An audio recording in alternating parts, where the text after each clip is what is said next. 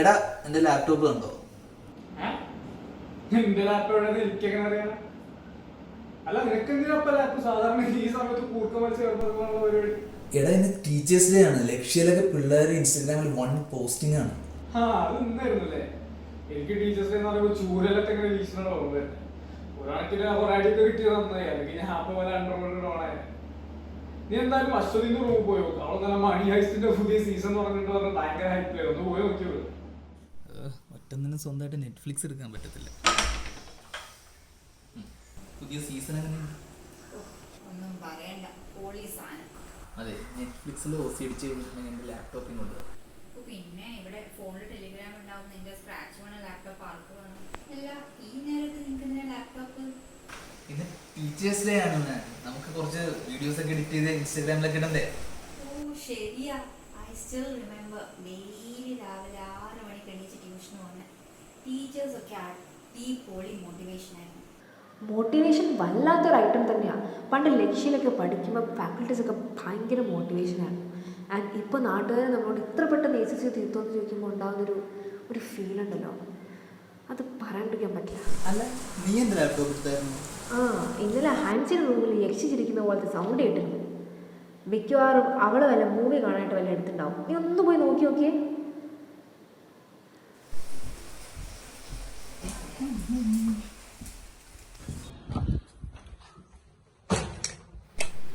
അതൊന്ന് എണീറ്റ് എൻ്റെ ലാപ്ടോപ്പ് കണ്ടോ?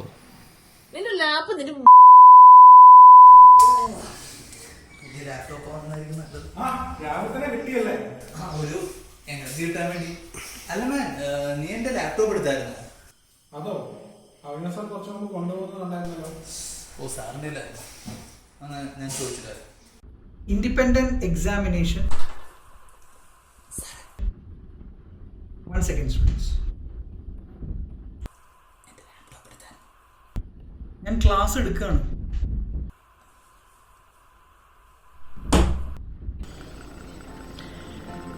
Yes students, so this must have been the story of every faculty for the last 2 years, taking classes online at their home for their students.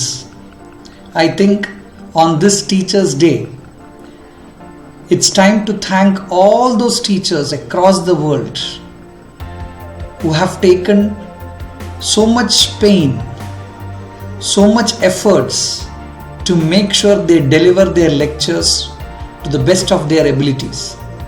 Covid വന്നപ്പോൾ ഒരു ടീച്ചേഴ്സും trained ആയിരുന്നില്ല online ക്ലാസ്സുകൾ എടുക്കാനും ക്യാമറയുടെ മുന്നിൽ സംസാരിക്കാനും.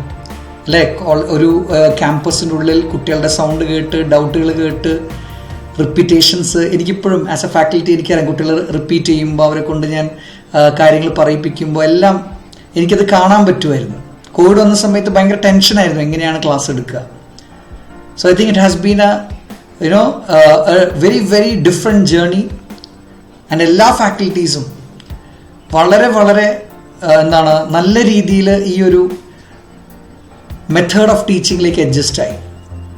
So thank you all the Lakshya faculties who really put their efforts in the last 2 years to make sure that students get the best. Also, we thank all the faculties around the world who continue to inspire a lot of students. Happy Teachers' Day to everyone out there, to every teachers out there. Thank you.